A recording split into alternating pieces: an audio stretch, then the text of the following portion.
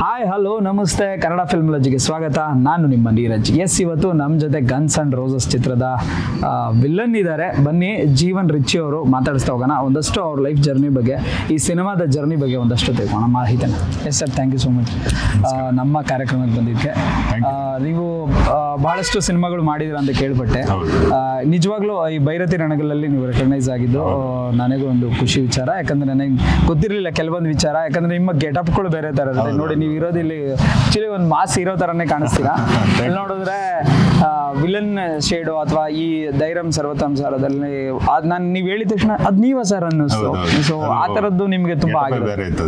ಆ ತರದ್ದು ನಿಮ್ಗೆ ತುಂಬಾ ಆಗಿರುತ್ತಲ್ಲ ಸರ್? ಹೌದು, ತುಂಬಾ. ನಾನು ಇಂಡಸ್ಟ್ರಿಗೆ ಬಂದು 11 ವರ್ಷ ಆಯ್ತು. ಸುಮಾರು ಒಂದು 40ರಿಂದ 45 ಸಿನಿಮಾಗಳು ಮಾಡಿದ್ದೀನಿ. ಬಟ್ಟೆಲ್ಲ ಗೊತ್ತಲ್ವಾ, ಸ್ಟಾರ್ಟಿಂಗ್ ಡೇಸ್ ಎಲ್ಲ ಸಿಕ್ಕಾಪಟ್ಟೆ ಸ್ಟ್ರಗಲ್, ಅದೆಲ್ಲ ಅನುಭವಿಸ್ಕೊಂಡೇ ಬಂದಿರೋದು. ಸೊ ಸುಮಾರು ಎಲ್ಲ ಚಿಕ್ಕ ಪುಟ್ಟ ಕ್ಯಾರೆಕ್ಟರ್ಗಳೇ ಒಂದು 2 ಸೀನ್ 3 ಸೀನ್ ಹಿಂಗೆ ಕೊಡ್ತಾ ಇದ್ರು. ಅದೇ ನಮ್ಮ ಅದೃಷ್ಟನೋ ದುರಾದೃಷ್ಟನೋ ಗೊತ್ತಿಲ್ಲ ಅಲ್ಲ, ಡೈರೆಕ್ಟರ್ಗೆ ನಮ್ಮ ಮೇಲೆ ಒಂದು ಕಾನ್ಫಿಡೆಂಟ್ ಇರಲಿಲ್ಲ ಅಂತ ಗೊತ್ತಿಲ್ಲ. ಬಟ್ ರೀಸೆಂಟ್ ಡೇಸಲ್ಲಿ ಇವಾಗ ಒಂದು 2-3 ವರ್ಷದಿಂದ ಮೈನ್ ವಿಲನ್ ಆಗಿ ಒಂದು 6 ಸಿನಿಮಾ ಬರ್ತಾ ಇದೆ. ಇವಾಗ ಶೂಟಿಂಗ್ ನಡೀತಾ ಇದೆ. ರೆಕಗ್ನೈಸ್ ಆಗ್ತಾ ಇದ್ದೀನಿ. ಹಾಗೆ ಡೈರೆಕ್ಟರ್ಗಳಿಗೂ ನಮ್ಮ ಮೇಲೆ ಭರವಸೆ ಬರ್ತಾ ಇದೆ. ಹೌದು, ಇವನ್ನೆಲ್ಲರ ಪಾತ್ರಕ್ಕೂ ರೆಡಿ ಇದ್ದಾನೆ ಮಾಡೋಕ್ಕೆ ಅಂತ. ಅದೊಂದು ಖುಷಿ ಅನಿಸ್ತದೆ. Okay sir, guns and roses ಈ ಸಿನಿಮಾಲಿ ನೀವು ಗನ್ ಹಿಡಿದಿದ್ದೀರಾ ಅಂದ್ರೆ ವಿಲನ್. ಹೌದು. ಸೊ ಅದರಲ್ಲಿ ರೋಸಸ್ ಯಾರು ಸರ್? ರೋಸಸ್ ಹಂಗೆ ಗೊತ್ತಲ್ವಾ, ರೋಸ್ ಅಂತ ಹೇಳಿದ್ರೆ ಅಂದ್ರೆ ಹುಡುಗಿರು ಹಿಡಿದಾರೆ. ಹುಡುಗಿರಿ. ಓಕೆ, ನೀವು ಹುಡುಗಿಗೋಸ್ಕರ ಹಿಂದೆ ಬಿದ್ದಿರ್ತೀರಾ? ನಾನು ಬೀಳಲ್ಲ. ಅದು ಇರೋದು ಕೆಲಸ. ಅದು ನಮ್ದೇನಿದು ವಿಲನ್ ಒಂದು ಸಪ್ರೇಟ್ ಮಾಡ್ಬೇಕು, ಇಲ್ಲ ಕೊಚ್ಚಾಕ್ಬೇಕು, ಇಲ್ಲ ಹೊಡೆದಾಕ್ಬೇಕು. ಯಾವ ತರದ್ದು ಅಂದ್ರೆ ಕ್ಯಾರೆಕ್ಟರ್ ಅಂದ್ರೆ ವಿಲನ್ ಅಂದ್ರೆ ಯಾವ ತರದ್ದು ನಿಮ್ಮ ಕ್ಯಾರೆಕ್ಟರ್? ವಿಲನ್ ಅಂದ್ರೆ ಇದೊಂದು ಡಿಫ್ರೆಂಟ್ ಕ್ಯಾರೆಕ್ಟರ್ ಅಂತ ಹೇಳ್ಬೋದು. ನಾನು ಈ ನಡುವೆ ಮಾಡಿರೋ ಸಿನಿಮಾಗಳಿಗಿಂತ ಇದು ಡಿಫ್ರೆಂಟ್ ಆಗಿರುವಂತ ಒಂದು ಕ್ಯಾರೆಕ್ಟರ್. ಅಂದ್ರೆ ಆ ಕಡೆಗೆ ವಿಲನ್ ಅಂತಾನೆ ಹೇಳಕ್ಕಾಗಲ್ಲ, ಈ ಕಡೆ ಹೀರೋ ಸಪೋರ್ಟರ್ ಅಂತ ಹೇಳಕ್ಕಾಗಲ್ಲ. ಆಕ್ಚುಲಿ ಇಲ್ಲಿ ಶೋಭರಾಜ್ ಅವರು ಆಪೋಸಿಟ್ ವಿಲನ್ ಆಗಿ ಮಾಡ್ತಾ ಇದ್ದೀನಿ. ಅವರು ಒಬ್ರು ಇದ್ದಾರೆ, ಅವರಿಗೂ ನಮಗೂ ಒಂದ್ ಸ್ವಲ್ಪ ಕ್ಲಾಶ್ ಆಗಿ ಹಂಗೆ ಇದು ಫಿಲ್ಮ್ ಶುರುವಿಂದ ಎಂಡ್ ವರೆಗೂ ನಮ್ದು ಲೀಡ್ ಇದೆ ಕಂಪ್ಲೀಟ್. ಅಂದ್ರೆ ಒಂದ್ ಕಡೆ ಹೀರೋಗೆ ಸಪೋರ್ಟ್ ಮಾಡ್ತೀನಿ, ಇನ್ನೊಂದ್ ಕಡೆ ಬೇರೆ ಗ್ಯಾಂಗ್ ಅಟ್ಯಾಕು ಮಾಡಿಸ್ತೀನಿ. ಡಾಮಿನೇಷನ್ ಕ್ಯಾರೆಕ್ಟರ್, ಇಡೀ ಬಾಸಿಸಮ್ ಇದೆ. ಒಂಥರ ಏನ್ ಹೇಳೋದು, ಎಲ್ಲ ಒಂದು ನನ್ನ ಕೈಯಲ್ಲಿ ಇಡ್ತಾ ಇರುವಂಗೆ ಇಡೀ ಒಂದು ಸಾಮ್ರಾಜ್ಯ, ನಮ್ಮ ಏನ್ ಕಥೆದ ಸಾಮ್ರಾಜ್ಯ ಇದೆಯೋ ಅದು ನನ್ನ ಗ್ರಿಪ್ ಹ್ಯಾಂಡಲ್ ಇರುವಂಗೆ ಆ ಥರ ಇದೆ ಕಥೆ. ಈ ಹಿಂದೆ ಪ್ರೀವಿಯಸ್ ರೀಸೆಂಟ್ ರಿಲೀಸ್ ಅಂದ್ರೆ ಬ್ಲಾಕ್ ಬಸ್ಟರ್ ನಮ್ಮ ಭೈರತಿ ರಣಗಳು, ಶಿವಣ್ಣ ಅವ್ರದ್ದು. ಶಿವಣ್ಣ ಅವ್ರ ಜೊತೆ ಅಭಿನಯಿಸಿದ್ದು ಅಂಡ್ ಅವ್ರಿಗೆ ವಿಲನ್ ಆಗಿ ನೀವು ಮಾಡಿರೋದು ಒಂದು ಕ್ಯಾರೆಕ್ಟರ್. ಅದೊಂದು ನನ್ನ ಲಕ್ಕು, ಅದೃಷ್ಟ ಅನ್ಬೋದು. ತುಂಬಾ ವರ್ಷಗಳಿಂದ ನಾನು ಒಂದು ಆತರ ಒಂದು ಆಪರ್ಚುನಿಟಿ ಕಾಯ್ತಾ ಇದ್ದೆ, ಶಿವಣ್ಣನ ಜೊತೆ ಮಾಡ್ಬೇಕು ಅಂತ. ಬಟ್ ನರ್ತನ್ ಅವ್ರದ್ದು ಮಫ್ತಿಯಲ್ಲೇ ಆಕ್ಚುಲಿ ನಾನು ಮಾಡಿದ್ದೆ ಸಿನಿಮಾ. ಬಟ್ ಸಿನಿಮಾ ಒಂದು ಸ್ವಲ್ಪ ಜಾಸ್ತಿ ಟೈಮ್ ಇದೆ ಅಂತ ಹೇಳೋದು ಒಂದು 4 hours ಶೂಟ್ ಮಾಡ್ಬಿಟ್ಟಿದ್ರು. ಶ್ರೀ ಮುರುಳಿ ಅವರಿಗೂ ನನಗೂ ಸೋಲೋ ಫೈಟು, ಅದ್ರಲ್ಲಿ ಒಂದು ಅಟವಾಲೆ ಅಂತ ಒಂದು ಕ್ಯಾರೆಕ್ಟರ್ ವಿಲನ್ ಆಗಿ ಮಾಡಿದ್ದೆ ಯಾವುದು ಮಫ್ತಿಯಲ್ಲೇ. ಸೊ ಅಲ್ಲಿ ಲಾಸ್ಟ್ ಮೂಮೆಂಟ್ಗೆ ಸಿನಿಮಾ ತುಂಬಾ ಉದ್ದ ಇದೆ ಅಂತ ಹೇಳುವಾಗ ನನ್ನ ಪೋರ್ಷನ್ ಕಟ್ ಮಾಡ್ಬೇಕಾಗಿತ್ತು. ನನ್ ಕಟ್ ಮಾಡು ಅಂತ ಹೇಳಿದ್ರೆ ಬರೀ ನಂದು ಅರ್ಧಂಬರ್ಧ ಕಟ್ ಮಾಡಿ ಹಾಕಕ್ಕಾಗ್ತಾ ಇರ್ಲಿಲ್ಲ. ಆ ಕ್ಯಾರೆಕ್ಟರ್ ಅಂತ ಹೇಳಿದ್ರೆ ಫುಲ್ ಬೇಕಾಗಿತ್ತು. ಸೊ ಅವಾಗ ಅಪ್ ಟು ನಾಳೆ ಸೆನ್ಸರಿಗೆ ಹೋಗ್ತದೆ ಅಂತ ಹೇಳುವಾಗ ಡೈರೆಕ್ಟರ್ ನರ್ತನ್ ಅವ್ರು ಫೋನ್ ಮಾಡ್ಬಿಟ್ಟು, ಸಾರಿ ರಿಚಿ ಅವರೇ, ನಿಮ್ ಪೋರ್ಷನ್ ಅರ್ಧ ಹಾಕಕ್ಕಾಗಲ್ಲ, ಕಂಪ್ಲೀಟ್ ಆಗಿ ತೆಗಿಬೇಕಾಗುತ್ತೆ, ಇಲ್ಲ ಕಂಪ್ಲೀಟ್ ಆಗಿ ಹಾಕಿದ್ರೆ ಸಿನಿಮಾ. ಹಾಗಿದ್ರೆ ನೀವು ಮಫ್ತಿಲಿ ಇರ್ತಿದ್ರ? ಹೌದೌದು, ಮಫ್ತಿಯಲ್ಲೇ ನಾನು ನರ್ತನ್ ಅವ್ರ ಪರಿಚಯ ಆಗಿದ್ದು. ಅಲ್ಲಿ ಒಳ್ಳೆ ಕ್ಯಾರೆಕ್ಟರ್, ಒಂದು ವಿಲನ್ ಕ್ಯಾರೆಕ್ಟರ್ ಕೊಟ್ಟಿದ್ರು. ಬಟ್ ಸಿನಿಮಾ ಉದ್ದ ಟೈಮಿಂಗ್ ಜಾಸ್ತಿ ಆಯ್ತು ಅಂತ ಹೇಳ್ಬಿಟ್ಟು ಅವರೇ ಫೋನ್ ಮಾಡಿ ಹೇಳಿದ್ರು. ನಾನು ಹೇಳಿದೆ, ಉಳಿಸ್ಕೊಳ್ಳಿ ಸರ್, ಅಷ್ಟು ಕಷ್ಟ ಬಿದ್ದಿದ್ದೀವಿ, ಇವಾಗಂತೂ ಬೆಳೀತಾ ಇರೋಂಥ ಆರ್ಟಿಸ್ಟ್ಗಳು ಆಸೆ ಇಟ್ಕೊಂಡ್ ಬಂದಿದ್ದೀನಿ ಅಂತ. ಇಲ್ಲ ಗೊತ್ತು ರಿಚಿ ಅವರೇ, ಏನ್ ಮಾಡಕ್ಕಾಗಲ್ಲ ಬಿಡಿ, ನೋಡೋಣ ಟ್ರೈ ಮಾಡ್ತೀನಿ ಅಂದ್ರೆ ಅದು ಕಟ್ ಮಾಡ್ಬಿಟ್ರು. ತುಂಬಾ ಬೇಜಾರು ಅನ್ಸ್ತಾನೆ ನೀವು ಮಫ್ತಿಲಿ. ಅಂದ್ರೆ ಆತರ ಇತ್ತು ಆ ಪಾತ್ರ. ಅದ್ಭುತವಾದ ಸಿನಿಮಾ ಅಲ್ಲ, ಪಾತ್ರನೇ ಅಟವಾಲೆ ಅಂತ ಹೇಳುವಂತ ಕ್ಯಾರೆಕ್ಟರ್ ಅದ್ಭುತವಾದ. ಪ್ರತಿಯೊಂದು ಕ್ಯಾರೆಕ್ಟರ್ ಇವತ್ತಿಗೂ ಮನಸ್ಸಲ್ಲಿ ಉಳಿದಿದೆ. ಅದು ಹೌದು. ಆ ಸಿನಿಮಾ ಬಂದಿರೋ ಮೇ ಬಿ ನಿಮ್ಮ ಪಾತ್ರ ಆವಾಗಿಂದ ನನ್ನ ಜರ್ನಿ ಸ್ಟಾರ್ಟ್ ಆಗ್ಬಿಟ್ಟಿರೋದು. ಅಂದ್ರೆ ಆ ಮಫ್ತಿಯಿಂದನೇ ಬಂದಿರೋದು. ಆಮೇಲೆ ನರ್ತನ್ ಅವ್ರು ಅದಾದ್ಮೇಲೆ ಒಂದು ತಮಿಳಿಗೆ ಹೋದ್ರು, ಅವ್ರು ಬೇರೆ ಒಂದು ಸಿನಿಮಾ ಮಾಡ್ತೀನಿ ಅಂತ. ಅಲ್ಲಿ ನನಗೆ ಇನ್ನೊಂದು ದೊಡ್ಡ ಒಂದು ಆಪರ್ಚುನಿಟಿ ಕೊಟ್ರು. ಅದೇನೋ ಬ್ಯಾಡ್ ಲಕ್, ಆ ಸಿನಿಮಾ ಸ್ಟಾಪ್ ಆಗೋಯ್ತು ನರ್ತನ್ ಅವ್ರದ್ದು. ಸೊ ಅಲ್ಲಿಂದ ಏನ್ ಮಾಡಿದ್ರು, ಭೈರತಿ ರಣಗಳು ಸ್ಟಾರ್ಟ್ ಆಯ್ತು. ಭೈರತಿ ರಣ ಸ್ಟಾರ್ಟ್ ಆಗುವಾಗ ನರ್ತನ್ ಅವ್ರು ಹೇಳಿದ್ರಿಲ್ಲ, ನಿಮಗೆ ಒಂದು ಕ್ಯಾರೆಕ್ಟರ್ ಹಾಕೇ ಹಾಕ್ತೀನಿ, ತಲೆ ಕೆಡಿಸ್ಕೋಬೇಡಿ, ಒಳ್ಳೆ ಪರ್ಫಾರ್ಮ್ ಆರ್ಟಿಸ್ಟ್ ನೀವು ಅಂತ ಹೇಳ್ಬಿಟ್ಟು ನನಗೆ ಭೈರತಿ ರಣಗಳಲ್ಲಿ ಒಂದು ಕ್ಯಾರೆಕ್ಟರ್ ಕೊಟ್ಟರು. ಸೊ ಅದು ಇಂಡಸ್ಟ್ರಿ ಅವರಿಗೆ ರೀಚ್ ಆಯ್ತು. ಅದು ನನ್ನ ಗುರುತು ಹಿಡಿದು ಈ ಹೊಸ 2 ಸಿನಿಮಾ ಇವಾಗ ಸಂಕ್ರಾಂತಿ ಆದ್ಮೇಲೆ ಮೈನ್ ಲೀಡ್ ವಿಲನ್ ಆಗಿರುವಂತ ಒಂದು ಒಳ್ಳೆ ಅದ್ಭುತ 2 ಸಿನಿಮಾ ಬರ್ತಾ ಇದೆ, ಸ್ಟಾರ್ಟ್ ಆಗಬೇಕು. ಇವತ್ತಿಂದ ಒಂದು ಸಕ್ಸಸ್ ಅಂತ ಹೇಳ್ಬೋದಲ್ಲ ಸರ್? ಹೌದು ಸರ್, ಪ್ರತಿಯೊಂದು ಸಿನಿಮಾನು ನಮ್ಮನ್ನ ಗುರುತು ಹಿಡಿದು ಕರ್ಕೊಂಡ್ ಬಂದಿದ್ದಕ್ಕೆ ಇವತ್ತು ನಂದು 11 years ಕಂಪ್ಲೀಟ್ ಆಗಿ 12ನೇ ವರ್ಷ ಓಡ್ತಾ ಇದೆ. ಒಂದು 40-45 ಸಿನಿಮಾ ಇವತ್ತು ಮಾಡ್ಬೇಕು ಅಂತ ಹೇಳಿದ್ರೆ, ಅವತ್ತು ಒಂದು 2 ಸೀನು 3 ಸೀನು ಬ್ಯಾಡ್ ಅಂತ ನಾನು ಇಂಡಸ್ಟ್ರಿ ಬಿಟ್ಟು ಹೋಗ್ಬಿಟ್ಟಿದ್ರೆ ಇವತ್ತು ಮೈನ್ ವಿಲನ್ ಆಗಿ ಇಷ್ಟೊಂದು ಸಿನಿಮಾಗಳು ನನಗೆ ಸಿಗ್ತಾನೆ ಇರಲಿಲ್ಲ. ಅವತ್ತಿದ ಅವಮಾನ ಇರ್ಬೋದು, ಏನ್ರಿ ಬರೀ 2 ಸೀನಿಗೆ ಬಂದ್ರಿ, ಇಡೀ ಸಿನಿಮಾ ನೋಡಿದ್ರು, ಅಲ್ಲಿ ಬಂದೇ ಪುಟ್ಟ ಅಂತ 2 ಸಿನಿಮಾ 30 ನಿಮಿಷ 30 ಸೆಕೆಂಡ್ 1 ನಿಮಿಷಕ್ಕೆ ಬಂದ್ ಮಾಡಿ ಹೋಗಿದ್ಯಾ ಅಂತ ಹೇಳುವಂಥದ್ದೆಲ್ಲ ನನ್ನ ನೋಡಿದವ್ರು ಹೇಳಿದ್ದು ಅದು ಅವಮಾನ ಅಂತ ನಾನು ಅನ್ಕೊಂಡಿದ್ದೆ. ಸೊ ಅದನ್ನೆಲ್ಲ ದಾಟ್ಕೊಂಡು ಬಂದು ಇವತ್ತು ಇಡೀ ಪಿಕ್ಚರಲ್ಲಿ ನಾವಿರುವಂಥ ಕ್ಯಾರೆಕ್ಟರ್ಗಳು ಆಯ್ಕೆ ಮಾಡಿಕೊಂಡು ಇವತ್ತು ನಾವು ಹೆಮ್ಮೆಯಿಂದ ಅಂತ ಹೇಳ್ಕೋಬಹುದು. ನೋಡ್ರಿ ನಮ್ಮ ಸಿನಿಮಾ ಬರ್ತಾ ಇದೆ, ಹೋಗ್ರಿ 2.25 ಗಂಟೆನೇ 2.5 ಗಂಟೆನೇ ಎಂಜಾಯ್ ಮಾಡ್ರಿ ಹೋಗ್ರಿ ಅಂತ. ಅವತ್ತು ನಮಗೆ ಹೇಳಕ್ಕಾಗ್ತಾ ಇರಲಿಲ್ಲ. ನಾವು ಮಾಡಿ ಸಿನಿಮಾನ ಜನರು ನೋಡಿ ಗುರ್ತ ಹಿಡಿತಾ ಇರಲಿಲ್ಲ, ಯಾಕೆಂದ್ರೆ ಅಲ್ಲಿ ಆ ಪಾತ್ರಗಳು ಉಳಿತಾನೆ ಇರಲಿಲ್ಲ. ತೂಕ ಇರಲಿಲ್ಲ ಪಾತ್ರಗಳು. ನೀವು 2 ಸಿನಿಮಾ ಮಾಡಿರ್ತಾರೆ, 2 ಗಂಟೆ 2.5 ಗಂಟೆ ಸಿನಿಮಾದಲ್ಲಿ ನೀವು 30 ಸೆಕೆಂಡ್ 1 ನಿಮಿಷನೂ ಬಂದು ಹೋದ್ರೆ ಆ ಪಾತ್ರ ಯಾರಿಗೂ ಗೊತ್ತಾಗಲ್ಲ. ನಾನೇ ಥಿಯೇಟ್ರಿಗೆ ಹೋಗ್ಬಿಟ್ಟು ಆಡಿಯನ್ಸ್ ಜೊತೆನೆ ನಾವು ನೋಡಿದ್ರೆ ನನ್ನ ಪಕ್ಕದಲ್ಲ ಕೂತ್ಕೊಂಡವ್ರು ನನ್ನೇ ಗುರ್ತು ಹಿಡಿತಾ ಇರಲಿಲ್ಲ. ಸೊ ಆವಾಗ ಒಂಥರ ನೋವು ಅನ್ಸೋದು, ಇಷ್ಟೆಲ್ಲ ಒದ್ದಾಡಿ ಇದೆಲ್ಲ ಮಾಡಿ ನಮ್ಮನ್ನ ಗುರ್ತು ಹಿಡಿಯುವಂತ ಪಾತ್ರ ಸಿಗ್ತಾ ಇಲ್ಲ. ಕಲಾವಿದನ್ಗೆ ಅದು ಮೇನ್ ರೆಕಗ್ನೈಸೇಷನ್, ಕಲಾವಿದ ಕೊರಗೋದೇ ಪಾತ್ರಕ್ಕೋಸ್ಕರ ಸರ್. ಆ ಪಾತ್ರ ಮಾಡಿ ಬಂದ್ಮೇಲೆ ಏನಾಗುತ್ತೆ ಅಂತ ಹೇಳಿದ್ರೆ, ಇನ್ನೊಂದು ವಿಷಯ ಏನಂದ್ರೆ, ನಾವು ಇವಾಗ ಎಷ್ಟೋ ಸಿನಿಮಾಗಳು ಮಾಡ್ಕೊಂಡು ಹೋಗಿರ್ತೀವಿ, ಅಲ್ಲಿ ಏನಾಗುತ್ತೆ ಇವಾಗ ನಿಮಗೆ ಗೊತ್ತಿರುತ್ತೆ, ಬೇರೆಯವ್ರಿಗೆ ಗೊತ್ತಿರುತ್ತೆ, ಒಂದು ಸ್ವಲ್ಪ ಜನರಿಗೆ ಗೊತ್ತಿರುತ್ತೆ. ಅವ್ರೇನು ಮಾಡ್ತಾರೆ, ನಾವೆಲ್ಲ ಒಂದು ಜಾಗದಲ್ಲಿ ನಿಂತ್ಕೊಂಡು ಮಾತಾಡ್ತಿರುವಾಗ ಬೇರೆ ಗೊತ್ತಿಲ್ದವ್ರು ಬರ್ತಾರೆ, ನಿಮ್ಮ ಫ್ರೆಂಡ್ಸೇ ಬಂದಿದ ತಕ್ಷಣ ಇವ್ರು ಗೊತ್ತಾ ಅಂತ ಕೇಳ್ತಾರೆ. ಅವರು ಇಲ್ಲ ಇವರೊಬ್ರು ಕಲಾವಿದರು, ಆರ್ಟಿಸ್ಟು, ಫಿಲಮ್ ಎಲ್ಲ ಮಾಡಿದ್ದಾರೆ. ಹೌದಾ, ಯಾವ್ದು ಮಾಡಿದಿರಿ ಸರ್ ಅಂತ ಕೇಳ್ತಾರೆ. ನಾವು ಕಂಪ್ಲೀಟ್ ಆಗಿ ಇದು ಮಾಡಿದ್ದೀನಿ. ಹೌದಾ, ನಾನು ನೋಡಿಲ್ಲ ಸರ್ ಅಂತಾರೆ. ಆಯ್ತಾ, ಯಾವ್ದಾದ್ರು ಸಿನಿಮಾ ನಾವು ಮಾಡಿದ್ರೆ ಇದು ಮಾಡಿದ್ದೀನಿ, ಹೌದು ನಾನು ನೋಡಿದ್ದೀನಲ್ಲ, ಅದ್ರಲ್ಲಿ ಎಲ್ಲಿದ್ದೀರಿ ಹೇಳಿ ಅಂತ ಹೇಳುವಾಗ ನಾನು ಆ ಸೀನ್ ನ ನೆನಪಿಸ್ಬೇಕು. ನೋಡಿ ಸರ್ ಇಲ್ಲಿ ಬರ್ತೀನಲ್ಲ, ಹಿಂಗಿರ್ತೀನಲ್ಲ ಅಂತ. ಅದು ತುಂಬಾ ಅವಮಾನ ರೀ. ಅದೇ ರೆಕಗ್ನೈಸೇಷನ್ ಮೇನ್. ಹೌದೌದು, ನಾವು ಎಷ್ಟೇ ಏನೇ ಮಾಡಿದ್ರು ನಮ್ಮನ್ನ ಬಂದು ಗುರ್ತಿಡುದು ಸರ್, ಆ ಸಿನಿಮಾ ಮಾಡಿ ಚೆನ್ನಾಗಿದೆ ಅಂತ ಅದೊಂಥರ ಹೆಮ್ಮೆ.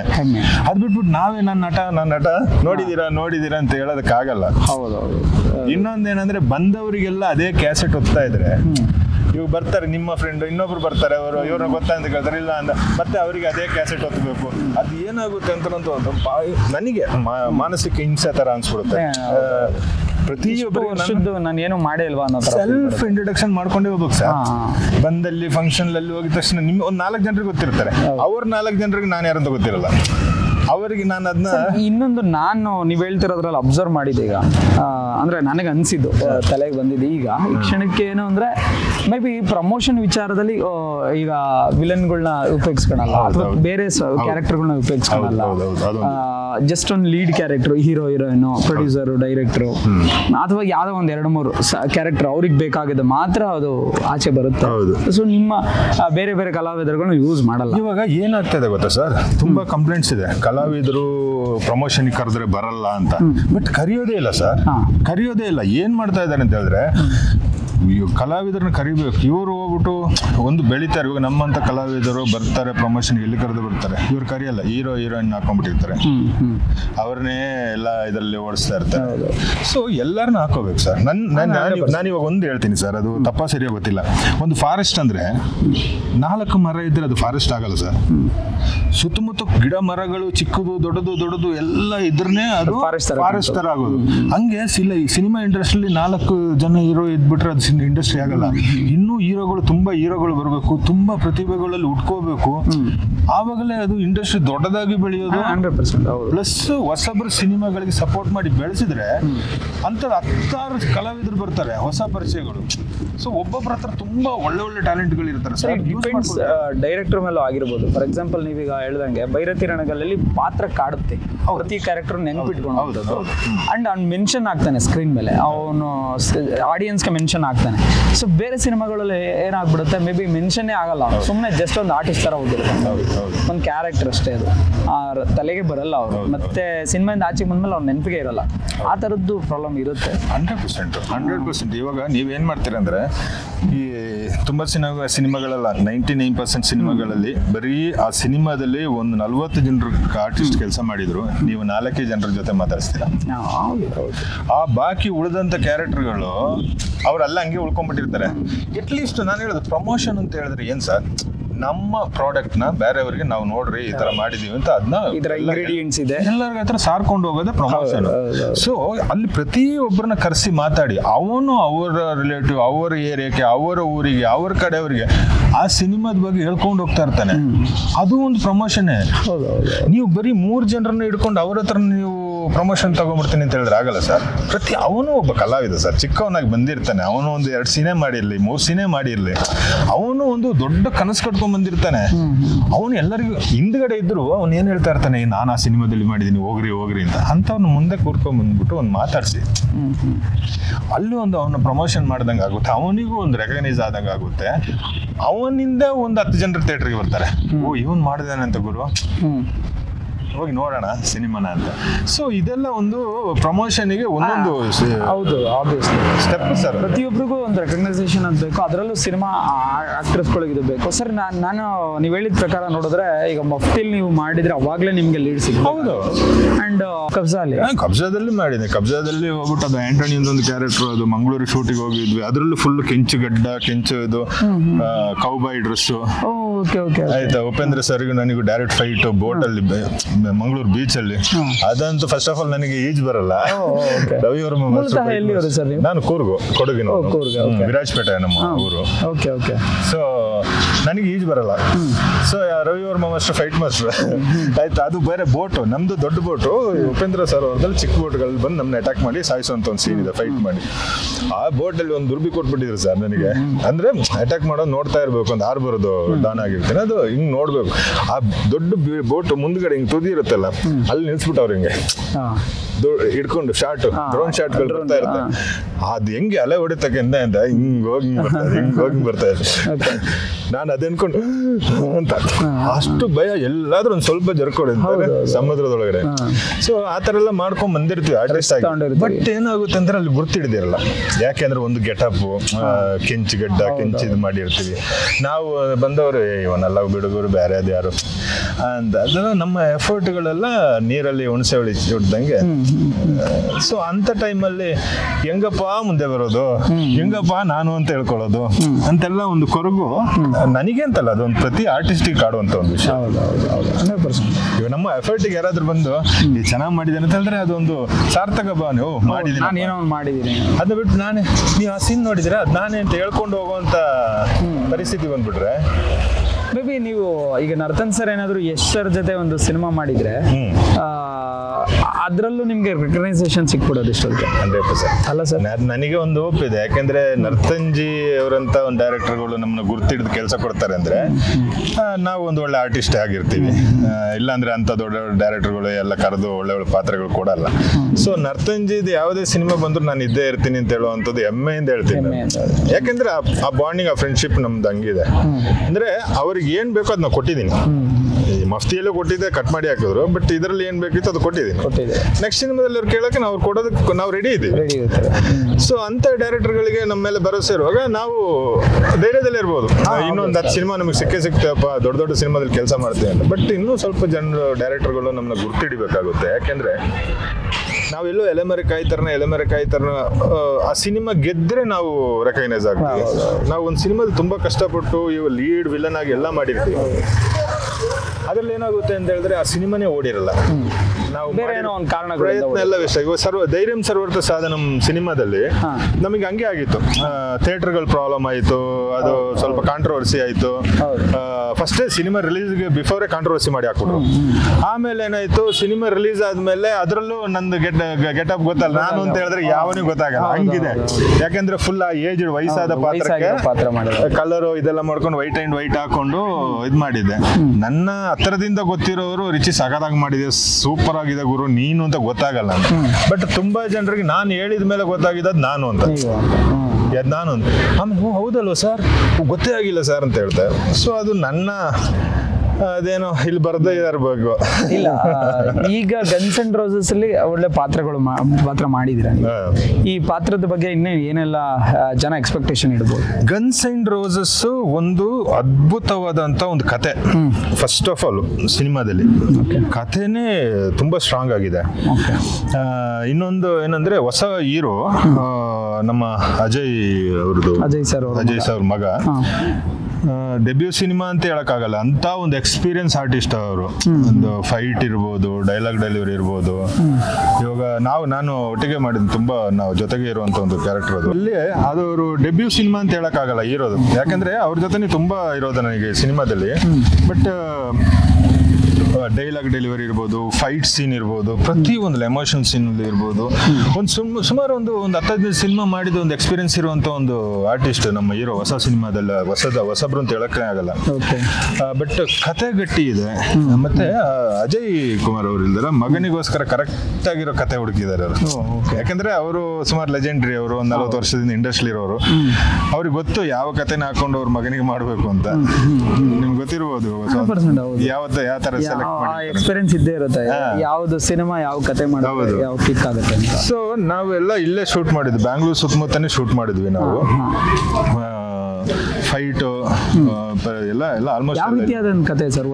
ಒಂದ್ ಲೈನ್ ಸ್ಟೋರಿ ಮಾಸು ಅಂದ್ರೆ ರೌಡಿಸಮ್ ಬೇಸ್. ಬಟ್ ಅದರಲ್ಲಿ ಎಲ್ಲ ಮಿಕ್ಸ್ ಇದೆ ಸರ್. ನಾವು ಇವಾಗ ಬರೀ ಮಚ್ಚು, ಲಾಂಗು, ಕೊಚ್ಚು, ಗಡಿ ಅದ್ರ ಮೇಲೆ ಡಿಪೆಂಡ್ ಆಗಿಲ್ಲ ಸಿನಿಮಾ. ಟೈಟ್ಲೇ ಮಾಸ್ ಆಗಿದೆ. ಗನ್ಸ್ ಅಂಡ್ ರೋಸಸ್ ಅಂತ ಹೇಳಿದ್ರೆ ನಿಮ್ಗೆ ಅಲ್ಲಿ ಗೊತ್ತಾಗುತ್ತೆ ಏನೋ ರೋಸ್ ಏನೋ ಅಂತ. ಇಲ್ಲಿ ಏನಾಗುತ್ತೆ, ಲವ್ ಇದೆ, ಸೆಂಟಿಮೆಂಟ್ ಇದೆ, ಮಾಸು ಇದೆ, ಡೈಲಾಗ್ಸ್ ಅಂತೂ ಅಲ್ಟಿಮೇಟ್ ಆಗಿದೆ.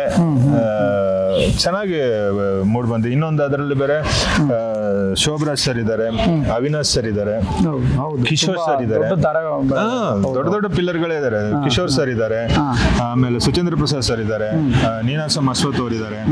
ಎಲ್ಲ ದೊಡ್ಡ ಪಿಲ್ಲರ್ಗಳೇ. ಆಕ್ಚುಲಿ ಈ ಸಿನಿಮಾ ಸಿಗ್ಬೇಕು ಅಂತ ಹೇಳಿದ್ರೆ ಫಸ್ಟ್ ಆಫ್ ಆಲ್ ನಾನು ಶೋಭರಾಜ್ ಸರ್ಗೆ ಥ್ಯಾಂಕ್ಸ್ ಹೇಳ್ಬೇಕು. ಯಾಕೆಂದ್ರೆ ಅವರಿಂದ ನನಗೆ ಈ ಸಿನಿಮಾ ಸಿಕ್ಕಿದ್ದು. ನಾನು ಇದಕ್ಕಿಂತ ಬಿಫೋರ್ ಒಂದು ಸಿನಿಮಾ ಮಾಡ್ತಾ ಇದ್ದೆ ನಾನು. ಅದರಲ್ಲಿ ನಾನು ಶೋಭರಾಜ್ ಸರ್ ತಂದೆ ಮಗನ ಪಾತ್ರ ಮಾಡ್ತಾ ಇದ್ದೆ. ಅದು ಒಂದು ಮಂಗಳೂರಲ್ಲಿ ಒಂದು 10-15 ದಿವಸ ನಾವು ಒಟ್ಟಿಗೆ ಇದ್ವಿ, ಒಟ್ಟಿಗೆ ಪಾತ್ರ ಮಾಡ್ತಾ ಇದ್ವಿ.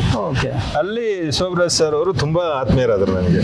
ತುಂಬಾ ಆತ್ಮೀಯರು ಅಂದ್ರೆ ಅಲ್ಲೇ ಈಗ ಏನೇನು ಶೇರ್ ಮಾಡ್ಕೊಳ್ಳೋದು, ಆಕ್ಟಿಂಗ್ ಅಲ್ಲಿ ಹಿಂಗ್ ಮಾಡು ಮಗ ಅಂತ ಹೇಳೋದು, ನನಗೆ ತಿದ್ದೋದು, ಇದೆಲ್ಲ ಮಾಡಿ ಅಲ್ಲೇ ನನ್ನ ಒಂದ್ ಸ್ವಲ್ಪ ಇದು ಮಾಡ್ತಾ ಇದ್ರು. ಬಟ್ ಅವರು ಒಂದೇ ಹೇಳಿದ್ರು, ನೀನ್ ಬರ್ತೀಯ ಬಿಡು ಒಂದ್ ದಿವಸ, ಒಳ್ಳೆ ಪೊಸಿಷನ್ಗೆ ಬರ್ತೀಯ ಅಂದ್ರು. ಅವತ್ತೇ ಖುಷಿಯಾಗಿತ್ತು. ಸೊ ಅಲ್ಲೆಲ್ಲ ಮುಗಿಸ್ಕೊಂಡು ಇಲ್ಲಿ ಬಂದು ಬ್ಯಾಂಗ್ಳೂರಿಗೆ ಬಂದು ಒಂದು 15 ದಿವಸ ಆಗಿರ್ಬೋದು. ಅಷ್ಟೊತ್ತಿಗೆ ಇವರು ಶ್ರೀನಿವಾಸ್ ಸರ್ ಅವರು ಶೋಭರಾಜ್ ಸರ್ ಅವರಿಗೆ ಹೇಳಿದ್ದಾರೆ, ನಮ್ಮ ಈ ಸಿನಿಮಾ ಗನ್ಸ್ ಅಂಡ್ ಡೈರೆಕ್ಟ್ರು ಶ್ರೀನಿವಾಸ್ ಅವರು ಶೋಭರಾಜ್ ಸರ್ ಅವ್ರನ್ನ ಕ್ಯಾಸ್ಟಿಂಗ್ ಮಾಡಿದ್ರು ಆ ಸಿನಿಮಾಗೆ. ಶೋಭರಾಜ್ ಸರ್ ಏನ್ ಮಾಡಿದ್ರು, ಶ್ರೀನಿವಾಸ್ ಸರ್ ನನಗೆ ನನ್ನ ಹೆಸರು ರೆಫರ್ ಮಾಡಿದ್ರು. ಜೀವನ್ ರಿಚಿ ಅಂತ ಒಂದು ಆರ್ಟಿಸ್ಟ್ ಇದ್ದಾರೆ, ತುಂಬಾ ಒಳ್ಳೆ ಚೆನ್ನಾಗಿ ಮಾಡ್ತಾರೆ, ಯಾವುದೋ ಹಾಕೋ ಕ್ಯಾರೆಕ್ಟರ್ಗೆ ಅವ್ರಿಗೆ ಅಂತ. ಅಷ್ಟೊತ್ತಿಗೆ ನನಗೆ ಶೋಭರಾಜ್ ಸರ್ ಫೋನ್ ಮಾಡಿದ್ರು, ಈ ಥರ ಶ್ರೀನಿವಾಸ್ ಅವರು ಅಂತ ಅವ್ರು ಡೈರೆಕ್ಟರ್ ಇದ್ದಾರೆ, ನಾನು ಮಾಡ್ತಾ ಇದ್ದೀನಿ, ನಿಮ್ಮೊಂದು ಯಾವುದೋ ಕ್ಯಾರೆಕ್ಟರ್ ಹಾಕಿ ಕೇಳಿದ್ದೀನಿ, ಯಾವುದೋ ಪೊಲೀಸ್ ಯಾವುದಿದೆ ಅಂತ ಹೇಳಿದ್ರು ನನಗೆ. ತಿರ್ಗಾ ಪೊಲೀಸ್ ಮಾಡಿ ಸಾಕಾಗೋಗಿದೆ ನನಗೆ. ತಿರ್ಗಾ ಇದೇ ಬಂತಲ್ಲ ಒಂದು ಅಣ್ಣ ಅಂತ ಹೇಳಿದೆ. ಹೋಗ ಫಸ್ಟ್ ಮಾಡು, ಯಾವ್ದು ಅದನ್ನು ಆಮೇಲೆ ನೋಡೋಣ ಅಂದ್ರು. ಸರಿ ಅಂತೇಳಿ ನಾನು ಇದಕ್ಕೆ ಬಂದೆ. ಯಾವುದು ಇವರು ಶೋಭಣ್ಣ ಫೋನ್ ಮಾಡಿ ಹೇಳಿದ್ರು, ಈ ಥರ ಶ್ರೀನಿವಾಸ್ ಅವ್ರು ನೀವು ಫೋನ್ ಮಾಡ್ತಾರೆ, ನಾನು ಹೇಳಿದ್ದೀನಿ ಅಂತ. ನೆಕ್ಸ್ಟ್ ಶ್ರೀನಿವಾಸ್ ಸರ್ ನನಗೆ ಇಮಿಡಿಯೇಟ್ ಒಂದು ಅರ್ಧ ಗಂಟೆಲಿ ಫೋನ್ ಮಾಡಿದ್ರು, ರಿಷಿ ಅವರೇ ಈ ಥರ ಶೋಭರಾಜ್ ಅವರು ನಿಮ್ಮ ಹೆಸರು ಹೇಳಿದ್ದಾರೆ, ಬರ್ತೀರಾ ಆಫೀಸಿಗೆ ಮಾತಾಡೋಣ ಅಂತ. ಸರಿ, ಎಲ್ಲಿ ಬರ್ಬೇಕು ಸರ್, ಈ ಥರ ಆಫೀಸಿಗೆ ಬಾ ಅಂತ ಹೇಳಿದ್ರು. ಹೊರಟ್ವಿ. ನಾವು ಹೋಗಿ ಆಫೀಸಲ್ಲಿ ಇರುವಾಗ ಇವರು ಶ್ರೀನಿವಾಸ್ ಸರ್ ಮತ್ತೆ ಅಜಯ್ ಕುಮಾರ್ ಸರ್ ಇದ್ರು ಆಫೀಸಲ್ಲಿ. ಹೋದೆ, ಸರ್ ಈ ಥರ ಶೋಭರಾಜ್ ಈಗ ನೋಡಿದ್ರು ಒಂದ್ಸತಿ ಈ ಥರನೇ. ಅಜಯ್ ಸರ್ ಒಂದ್ಸಲಿ ಮೇಲಿಂದ ಕೆಳಗೆ ನೋಡಿದ್ರು, ಶ್ರೀನಿವಾಸ್ ಒಂದ್ಸಲಿ ಬಾಯಿಲಿ ಅಂತ ಕರ್ಕೊಂಡು ಹೊಟ್ಟೋಗ್ಬಿಟ್ರು ಅವ್ರನ್ನ. ನಾನು ಕೂತ್ಕೊಂಡಲ್ಲಿ ಆಫೀಸಲ್ಲಿ ಒಂದು 10-15 ನಿಮಿಷ ಕೂತಿದ್ದೀನಿ, ಯಾರು ಮಾತಾಡ್ಸೋರಲ್ಲ, ಯಾರು ಇಲ್ಲ. ಯೋಚನೆ ಮಾಡ್ಕೊಂಡು ಕೂತ, ಇದೇನು ದೇವ್ರೆ ಹಿಂಗ್ ಮಾಡ್ತಾ ಇದೀಯಾ, ಕರ್ಕೊಂಡು ಇವರು ಬಂದೇ ಇಲ್ಲ ಅಂತ. ಒಂದು 10-15 ನಿಮಿಷ ಆದ್ಮೇಲೆ ಬಂದ್ರು. ಬಂದಾದ್ಮೇಲೆ ಅವ್ರ ಪಾಡಿಗೆ ಶ್ರೀನಿವಾಸ್ ಸರ್ ಇನ್ನೇನು 3 days ಇದೆ ಅಷ್ಟೇ ಶೂಟ್ ಸ್ಟಾರ್ಟ್ ಆಗಕ್ಕೆ.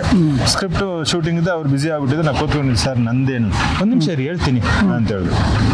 ಅಲ್ಲಿಂದ ನನಗೆ ಫಸ್ಟ್ ಆಫ್ ಆಲ್ ಹೇಳಿದ್ರಿಲ್ಲ, ನಿಮ್ಮನ್ನ ಕರೆಸಿದ್ದು ಪೊಲೀಸ್ ಕ್ಯಾರೆಕ್ಟರ್ಗೆ, ಬಟ್ ಪೊಲೀಸ್ ಕ್ಯಾರೆಕ್ಟರ್ ಬೇಡ, ಇಲ್ಲಿ ಇನ್ನೊಂದು ಕ್ಯಾರೆಕ್ಟರ್ ಇದೆ ಅದು ಹೇಳ್ತೀನಿ ಅಂತ ಹೇಳಿದ್ರು. ಸ್ವಲ್ಪ ಕೂತ್ಕೊಳ್ಳಿ ಅಂತ.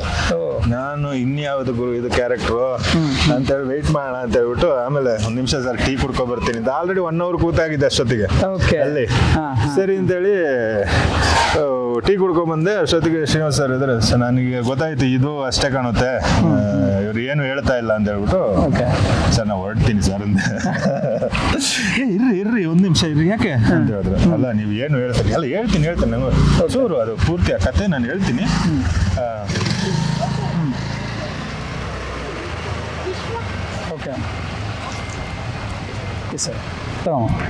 ಆಮೇಲೆ ನಾನು ಹೇಳಿದೆ ಏನು ಹೇಳಲಿಲ್ಲ, ಹೇಳ್ತೀನಿ ಇರಿ, ಅದು ಒಂದು ಸ್ವಲ್ಪ ಕತೆ ಹೇಳ್ತೀನಿ, ನಿಮ್ಗೆ ಇಷ್ಟ ಆದರೆ ನೀವು ಓಕೆ ಮಾಡಿ, ಇಲ್ಲ ಅಂತ ಹೇಳಿದ್ರೆ ಪರವಾಗಿಲ್ಲ ನಾನು ಕತೆ ಹೇಳ್ತೀನಿ ಅಂತ.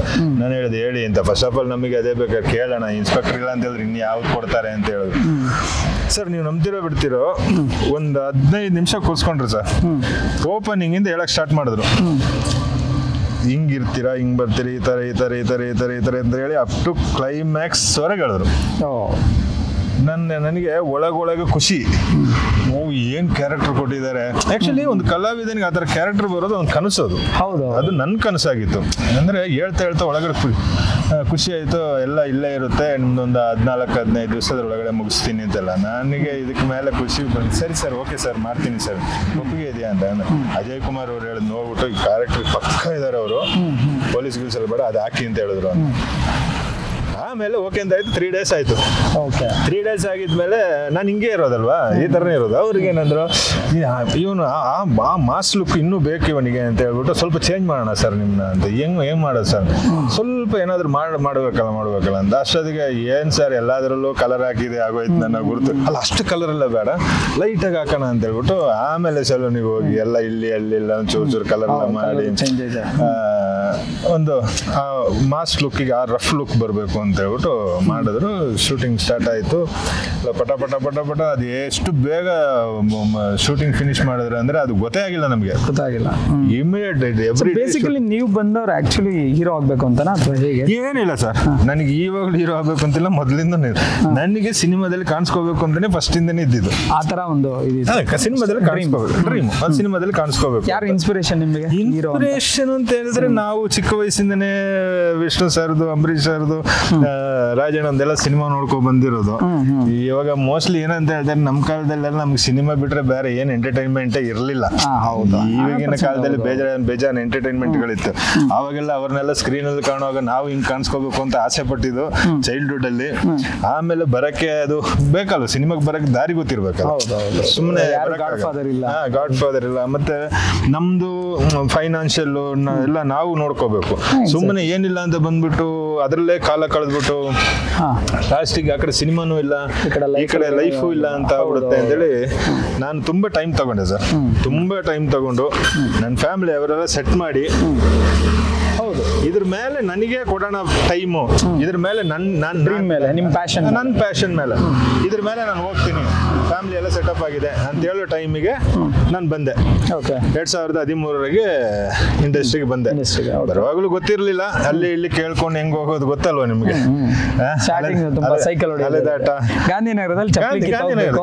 ಗಾಂಧಿನಗರ ಅಡ್ಡ ಸರ್, ಬೆಳಿಗ್ಗೆ ಬರೋದು ಅಷ್ಟೊತ್ತಿಗೆಲ್ಲ ಹೊಸ ಪರಿಚಯ, ಅವರು ಇವರು ಹೊಸ ಡೈರೆಕ್ಟರ್ಗಳು ಅವ್ರು ಇವ್ರು ಬರೋದು ಅಲ್ಲಿ ಗೊತ್ತಲ್ವಾ. ಅರಟೆ ಹೊಡ್ಕೊಂಡು ಕಾಫಿ ಟೀ ಕುಡ್ಕೊಂಡು ಬೆಳಿಗ್ಗೆ ಸಾಯಂಕಾಲ ಗಂಟ ಅವರು ಸಿನಿಮಾದ ಬಗ್ಗೆ ಮಾತಾಡ್ಕೊಳ್ಳೋದು, ಟಾಟಾ ಬೈ ಅನ್ಕೊಳ್ಳೋದು, ವಾಪಸ್ ಬರೋದು.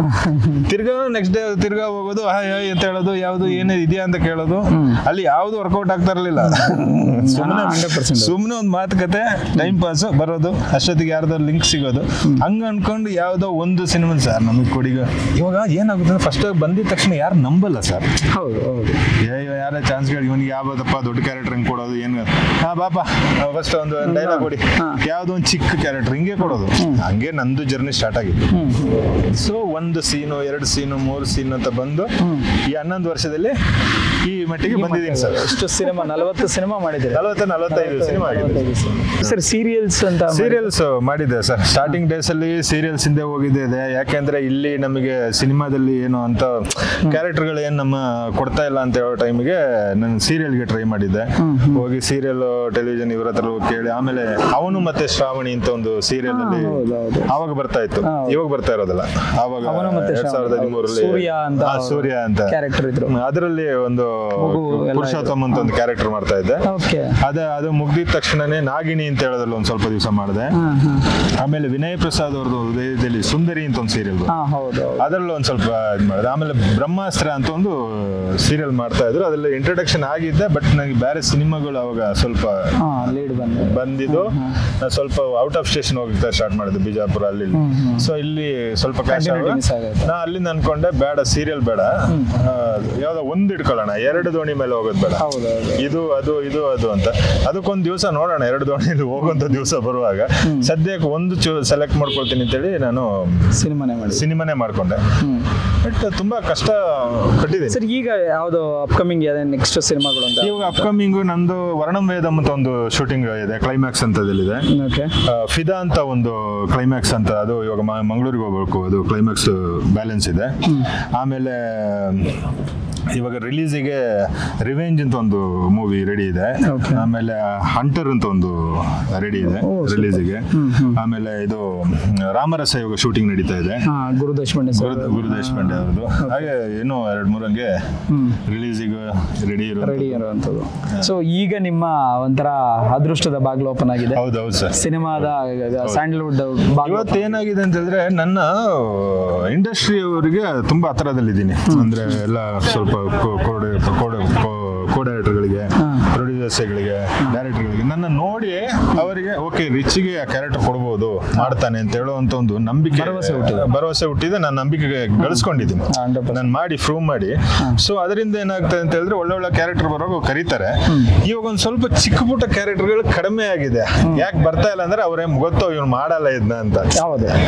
ಆಬ್ವಿಯಸ್ಲಿ ಅದೊಂದು ವ್ಯಾಲ್ಯೂ ಆಫ್ ಕ್ಯಾರೆಕ್ಟರ್ ಇನ್ಕ್ರೀಸ್ ಆಗ್ತಾ ಹೋಗಿದ್ಮೇಲೆ ಅವರು ಅವನು 2 ಸೀನ್ 3 ಸೀನ್ ಕರೆದ್ರೆ ಬರಲ್ಲ ಬಿಡಿ ಅಂತ ಅದು ಕಡಿಮೆ ಆಗಿದೆ. ಸ್ವಲ್ಪ ಲೀಡ್ ಕ್ಯಾರೆಕ್ಟರ್ಗಳು ಜಾಸ್ತಿ ಆಗಿದೆ ಕರೆಯೋದು. ಬಟ್ ಅದರಲ್ಲಿ ಸೆಲೆಕ್ಟ್ ಮಾಡ್ಕೊಳ್ತಾ ಇದ್ದೀನಿ. ಯಾಕಂದ್ರೆ ನಾವು ಇವಾಗ ಸಿನಿಮಾ ಮಾಡಿ ಗುಡ್ಡೆ ಹಾಕೊಳ್ಳೋದಲ್ಲ ಸರ್. ನೀವು ಏಕ್ದಮ್ ಸಿನಿಮಾ ಮೇಲೆ ಸಿನಿಮಾ ಮಾಡಿ ಗುಡ್ಡೆ ಹಾಕೊಳ್ತೀನಿ ಅಂತ ಹೇಳೋದಕ್ಕಿಂತ ಬೆಟರ್ ಕ್ಯಾರೆಕ್ಟರ್ಗಳನ್ನ ಚೂಸ್ ಮಾಡ್ಕೊಂಡು ಈ ವರ್ಷಕ್ಕೆ 10 ಸಿನಿಮಾ ಮಾಡಿ ಸಾಕು. ನೀವು 50 ಹಿಂದೆ ಓಡಿ ನಾನು ಅದು ಮಾಡ್ಬಿಡ್ತೀನಿ ಇದು ಮಾಡ್ಬಿಡ್ತೀನಿ ಅಂತ ಓಡಿ ಅಲ್ಲಿಗೆ ಏನೂ ಆಗಲ್ಲ. ಅದನ್ನ ಒಂದು ನಾನು ಇವಾಗ ಕಲ್ತ್ಕೊಂಡಿರೋದು, ಚೂಸ್ ಮಾಡೋಣ. 11 ವರ್ಷನೇ ಕಷ್ಟಪಟ್ಟಿದ್ದೀನಿ. ಈಗಿನ ಟ್ರೆಂಡ್ ಹಂಗೆ 100 ಸಿನಿಮಾ ಮಾಡೋ ಬದಲು ಒಂದು KGF ಮಾಡ್ಬಿಟ್ರೆ ಅದೇ ಅದು ಕಾನ್ಸೆಪ್ಟೇ ಆಗಿದೆ. ಹಂಗೆ ಇದು ಇವಾಗ ನಮ್ಮ ಗನ್ಸ್ ಅಂಡ್ ರೋಸಸ್ ಸಿನಿಮಾನು ಪ್ಯಾನ್ ಇಂಡಿಯಾ ಅಂದ್ರೆ 5 ಲ್ಯಾಂಗ್ವೇಜ್ ಅಲ್ಲಿ ಮಾಡ್ತಾ ಇದ್ವಿ. ತಮಿಳು, ಇಂಟ್ರೊಡ್ಯೂಸ್ ಆದ ಎಟ್ ಎ ಟೈಮ್ ಅಲ್ಲಿ 5 ಲ್ಯಾಂಗ್ವೇಜ್ಗೂ ಅಲ್ಲ. ಅದೇ ಇವಾಗ ನಮ್ದು ಇವಾಗ ಬೇರೆ ಹೋಗಿದೆ. ಇವಾಗ ನಾನು ಮಾಡಿದ KGF, ಇದು ಕಬ್ಜಾನು ಹೋಗಿದೆ, ಇವಾಗ ಬೈರೆ ತಿರಣಗಳು ಹೋಗಿದೆ ಎಲ್ಲ ಲ್ಯಾಂಗ್ವೇಜ್ ಅಲ್ಲಿ. ಸೊ ಇದು ಲೀಡ್ ಜಾಸ್ತಿ, ಇದು ಕಂಪ್ಲೀಟ್ ಲೀಡ್ ಅಲ್ಲಿ ಇರುವಂತದ್ದು ಪ್ಯಾನ್ ಇಂಡಿಯಾಕ್ಕೆ. ಬಟ್ ಎಲ್ಲ ಒಂದು ಗುರ್ತಿಟ್ಕೊಂಡ್ರು ಓಕೆ, ನಮಗೇನು ಯಾವ್ದೋ ಭಾಷೆಯಿಂದ ಬಂದ್ರು ನಮಗೇನು ತೊಂದರೆ ಇಲ್ಲ ಸರ್. ನಮ್ಮ ಹೊಟ್ಟೆಪಾಡು ಹೋಗ್ಲೇಬೇಕು ಅಲ್ವಾ? ಆನೆಸ್ಟ್ ಆನ್ಸರ್ ಇದು. ಹೌದು, ಹೊಟ್ಟೆಪಾಡು. ಎಲ್ಲಿ ಕರೆದ್ರು ಕೆಲಸದವ್ರು ನಾವು ಹೋಗ್ಲೇಬೇಕು. ಇವಾಗ ನಮಗೆ ಈ ಬಿಲ್ಡಿಂಗ್ ಕೆಲಸ ಮಾಡ್ತಾ ಇರ್ತೀವಿ ಸರ್, ಅಷ್ಟೊತ್ತಿಗೆ ಕರೆದ್ಬಿಟ್ರೆ ಇನ್ನೊಬ್ಬರಿಗೆ ಅಲ್ಲೇ ಅಲ್ಲಿನ ಪೇಂಟಿಂಗ್ ಕೆಲಸ ಇರುತ್ತೆ, ಹೋಗ್ಲೇಬೇಕು, ನಾವು ಮಾಡ್ಲೇಬೇಕು. ನಾವು ಇದನ್ನೇ ನಂಬ್ಕೊಂಡಿರ್ತೀವಿ ಅಂತ ಅಲ್ಲ ಇಲ್ವಾ? ಇವಾಗ ಕ್ಯಾಮರಾ ಮುಂದೆ ಹೇಳುವಂತಲ್ಲ ನಾನು ಅದು ಹಂಗೆ ಹೆಂಗೆ ಅಂತ ನಂದು ಆನೆಸ್ಟ್ ಆಗಿ ಹೇಳ್ತೀನಿ. ಬಟ್ ಇದು ಅದ್ಭುತವಾಗಿ ಮೂಡಿ ಬಂದಿದೆ ಸರ್ ಈ ಸಿನಿಮಾ. ಫೈನಲ್ ಆಗಿ ರಿಲೀಸ್ ಆಗ್ತಿದೆ ಇವತ್ತು ಜಾನ್ 3ನೇ ತಾರೀಕು 2025ಕ್ಕೆ ರಿಲೀಸ್ ಆಗ್ತಿದೆ ನಿಮ್ಮ ಸಿನಿಮಾ. ಹೇಗೆ ಹೇಳಕ್ಕೆ ಇಷ್ಟಪಡ್ತೀರಾ ಫೈನಲ್? ಆ್ಯಕ್ಚುಲಿ ಇದೊಂದು ತುಂಬ ಹೋಪ್ ಇಟ್ಕೊಂಡಿರುವಂಥ ಸಿನಿಮಾ. ಕಥೆನೇ ಗಟ್ಟಿಯಾಗಿರುವಂಥದ್ದು, ಪ್ಲಸ್ ಅದಕ್ಕೆ ಸಪೋರ್ಟ್ ಆಗಿರುವಂಥ ಆರ್ಟಿಸ್ಟ್ಗಳು ಎಲ್ಲ ಇದ್ದಾರೆ, ದೊಡ್ಡ ಹಿರಿಯ ನಟರೆಲ್ಲ. ಜೂನ್ 3ಕ್ಕೆ ಜನವರಿ 3ಕ್ಕೆ ಹೊಸ ವರ್ಷಕ್ಕೆ ಹೊಸ ಒಂದು ಭರವಸೆಯೊಂದಿಗೆ ಜರ್ನಿ ಸ್ಟಾರ್ಟ್ ಆಗ್ತಾ ಇದೆ. ಹೋಪ್ ಇದೆ ಸಿನಿಮಾ ಸಕ್ಸಸ್ ಆಗೇ ಆಗುತ್ತೆ ಅಂತ. ಯಾಕೆಂದ್ರೆ 5 ಲ್ಯಾಂಗ್ವೇಜಲ್ಲಿ ಪ್ಯಾನ್ ಇಂಡಿಯಾ ಟೈಪ್ ಮಾಡ್ತಾ ಇದ್ವಿ. ಅದು ಹೊಸಬ್ಬರನ್ನ ಇಟ್ಕೊಂಡು ಒಂದು ನ್ಯೂ ಫೇಸ್ನ ಇಟ್ಕೊಂಡು ಪ್ಯಾನ್ ಇಂಡಿಯಾದಲ್ಲಿ ಫಸ್ಟ್ ಟೈಮ್ ಇದು ಮಾಡ್ತಾ ಇದ್ದಾರೆ ಕಾಣುತ್ತೆ. ಒಂದು ಇಷ್ಟು ದೊಡ್ಡದಾಗಿ ಟೀಮ್ ಬರ್ತಾರೆ, ಹೊಸ ಟೀಮ್ ಪ್ಯಾನ್ ಇಂಡಿಯಾಕ್ಕೆ ಇಷ್ಟು ದೊಡ್ಡದಾಗಿ ಮಾಡ್ತಾ ಇರೋದು ಇದೇ ಒಂದು. ಯಾಕೆಂದ್ರೆ ಸ್ಟಾರ್ದೆಲ್ಲ ಆಟೋಮೆಟಿಕ್ ಪ್ಯಾನ್ ಇಂಡಿಯಾ ಆಗುತ್ತೆ. ಸೊ ಇದನ್ನ 5 ಲ್ಯಾಂಗ್ವೇಜ್ಗೆ ಎಟ್ ಎ ಟೈಮ್ ಮಾಡಿ ಬಿಡ್ತಾ ಇರೋದು ಅದೊಂದು ದೊಡ್ಡ ಒಂದು ಖುಷಿ. ಪ್ಲಸ್ ಸಕ್ಸಸ್ಸಿಗೋಸ್ಕರ ಕಾಯ್ತಾ ಇದ್ದೀನಿ. ಗೆಲುವೇ ನಮಗೆ ಮುಖ್ಯ, ಅದೇ ಪ್ರತಿಫಲ. ಸಿನಿಮಾನೂ ಅದೇ. ಅದಕ್ಕೆ ಎಲ್ಲರ ಹತ್ರ ಒಂದೇ ಕೇಳ್ಕೊಳ್ಳೋದು ಅಂದ್ರೆ ಜನವರಿ 3ಕ್ಕೆ 2025 ಹೊಸ ವರ್ಷಕ್ಕೆ ನಮ್ಮ ಗನ್ಸ್ ಅಂಡ್ ರೋಸಸ್ ಸಿನಿಮಾ ಬರ್ತಾ ಇದೆ. ಕರ್ನಾಟಕಾದ್ಯಂತ ಅಲ್ಲ, ತಮಿಳ್ನಾಡು, ಕೇರಳ, ಆಂಧ್ರ ಪ್ರದೇಶ್, ಹಿಂದಿ ಎಲ್ಲ 5 ಲ್ಯಾಂಗ್ವೇಜಲ್ಲೂ ಬರ್ತಾ ಇದೆ. ಸೊ ದಯವಿಟ್ಟು ನೋಡಿ ಸಪೋರ್ಟ್ ಮಾಡಿ. ಸಿನಿಮಾ ಗೆದ್ದರೆ ನಮ್ಮಂಥ ಕಲಾವಿದರಿಗೆ ಜೀವನ. ಸೊ ಇಂಡಸ್ಟ್ರಿ ಬೆಳೆಯೋದು. ದಯವಿಟ್ಟು ಇದು ಎಲ್ಲರೂ ಈ ವಿಡಿಯೋಗಳನ್ನ ಶೇರ್ ಮಾಡಿ, ಪ್ರಮೋಷನ್ ಮಾಡಿ, ಬಂದು ಸಿನಿಮಾ ನೋಡಿ ಅಂತ ಕೇಳ್ಕೊಳ್ತಾ ಇದ್ದೀನಿ. Thank you so much. All the very best. ನಿಮ್ಮ ಸಿನಿಮಾ ಅದ್ಭುತವಾಗಿ ಬಿಡಲಿ ಆ್ಯಂಡ್ ನಿಮ್ಮ ಕರಿಯರ್ ಕೂಡ ಹಂಗೆ ಗ್ರೋತ್ ಆಗಲಿ. ನಿಮ್ಮ ಇಂಟರ್ವ್ಯೂ ತುಂಬ ಖುಷಿ ಕೊಡ್ತು. ನಿಮಗೂ ನಿಮ್ಮ ಯೂಟ್ಯೂಬ್ ಚಾನಲ್ಗೂ ತುಂಬ ಸಕ್ಸಸ್ ಸಿಗಲಿ ಅಂತ ಕೇಳ್ಕೊಳ್ತಾ ಇದ್ದೀನಿ. All the best. Thank you sir. Thank you.